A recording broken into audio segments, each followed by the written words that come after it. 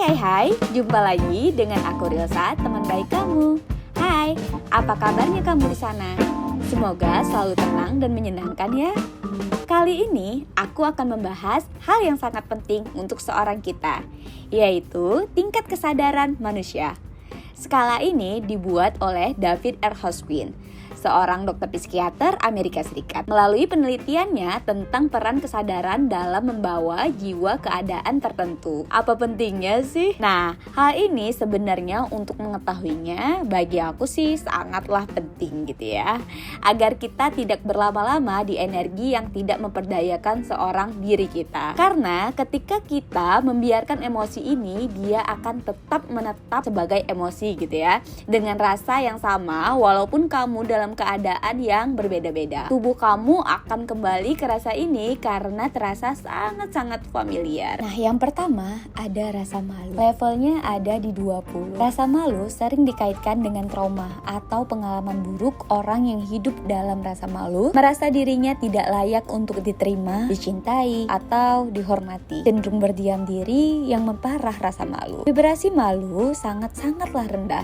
menyebabkan kelumpuhan emosional dan fisik. Korban bully seringkali menginternalisasi rasa malu yang membuat mereka sulit percaya diri atau berani tampil di depan umum. Sering menyalahkan diri sendiri tanpa sadar, walaupun aku banyak sih belajar tentang ini itu, tapi aku baru menyadari aku pernah sekali ada di level ini. Setelah aku bangkit, aku merasakan menunggu kapan dunia ini akan berakhir, yang ada levelnya di 50. Walaupun ini sudah sangat meningkat gitu ya, dari 20 ke 50, tapi hal ini masih sangat-sangat menyiksa. Energi di 20 ini sangat rendah dan destruktif gitu ya. Jika kamu merasa ada di level ini, segera menyadari hal ini. Cobalah untuk mengakui pada diri sendiri apa yang kamu rasakan saat ini. Nah, yang kedua adalah rasa bersalah. Rasa bersalah ada di level 30. Ketika kita pikir kita merasa bersalah atas apa yang kita lakukan, ini akan menjadi lebih baik untuk diri seorang kita. Sebenarnya kita sangat-sangatlah keliru ketika kita merasakan penyesalan, merasa tidak layak, merasa kamu yang bersalah, merasa harus dihukum karena telah berbuat dosa. Berdoa kepada Tuhan, maafkanlah aku telah berdosa karena telah melakukan hal ini. Terus-terusan berpikiran bahwa kamu berdosa, perlu dihukum atas perilaku kamu. Selamat, rasa ini akan membuahkan hasil. Kamu sangat-sangat terobsesi pada kesalahan masa lalu. Energi ini akan menghambat tindakan karena merasa tidak layak. Jika kamu terus-terusan mendapatkan masalah, boleh jadi inilah hukuman yang kamu pancarkan. Dampaknya, kamu akan kesulitan menjalani hubungan yang sehat karena merasa harus menebus kesalahan. Energi vibrasi ini membawa energi negatif yang melemahkan kreativitas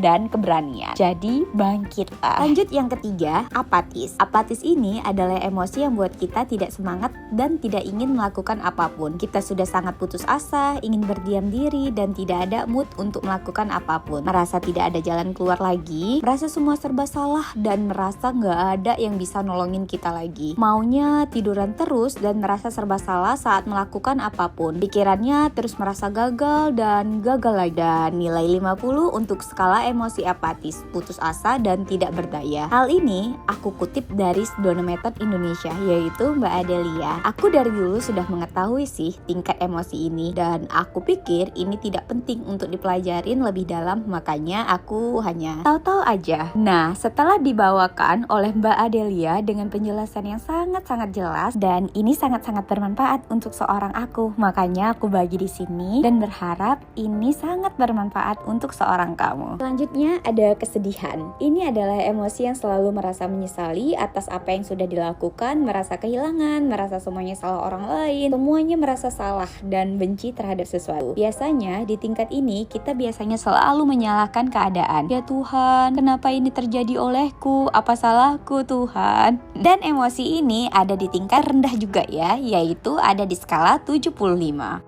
Nah, selanjutnya di nomor 5 ada takut. Ini adalah emosi yang sangat-sangat aku alami walaupun aku resisten terhadap hal ini. Tetapi tetap aja aku alami ya coy.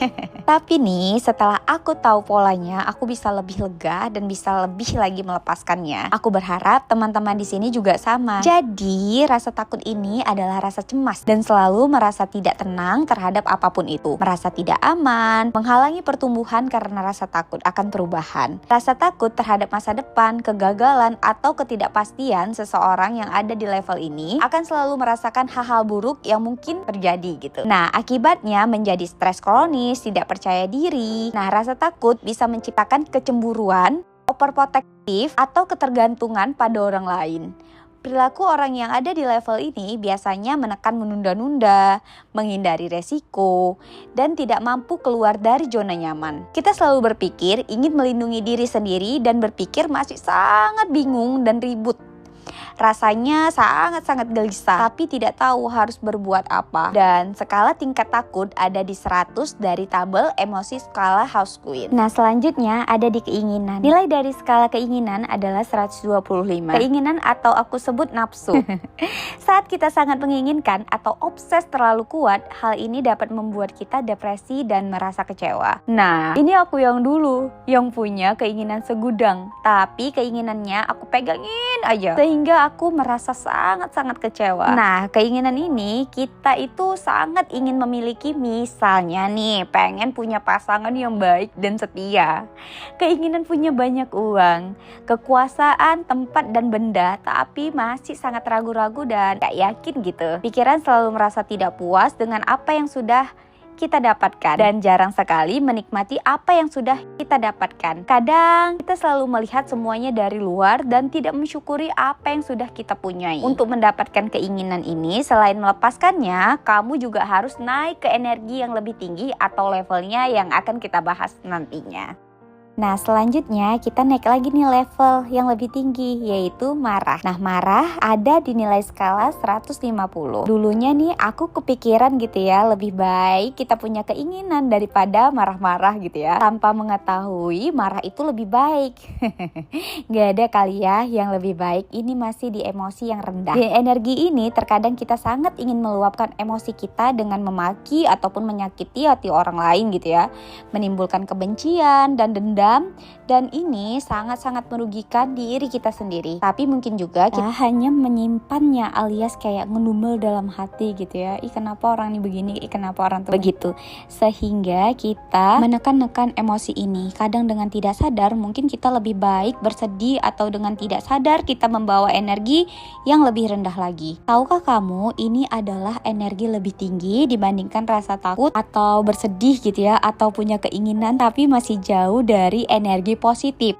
Sebenarnya ketika kita meluapkan amarah dengan emosi atau kita menyimpannya di dalam hati, sama saja dengan sampah yang kita bawa kemana-mana, dan ini sangat-sangat merugikan diri kita sendiri. Menurut teori frustration aggression dari seorang hipnotesis ya, hipnoterapi gitu ya, oleh John Dollar, rasa marah adalah respon terhadap frustasi atau hambatan. Lanjutnya, bangga. Nah, bangga adalah energi vibrasi level tinggi dalam kategori emosi terendah. Level ini masih bergantung pada validasi eksternal. Kondisi mental pada level ini merasa superior, tetapi mudah merasa terancam jika dikritik. Energi ini terlalu bangga dengan apa yang dimiliki dan bisa dikatakan sombong. Ya, sombong. Terkadang ingin menjaga kondisi yang ada pada saat ini, sulit menerima masukan sehingga menghambat pertumbuhan lebih lanjut.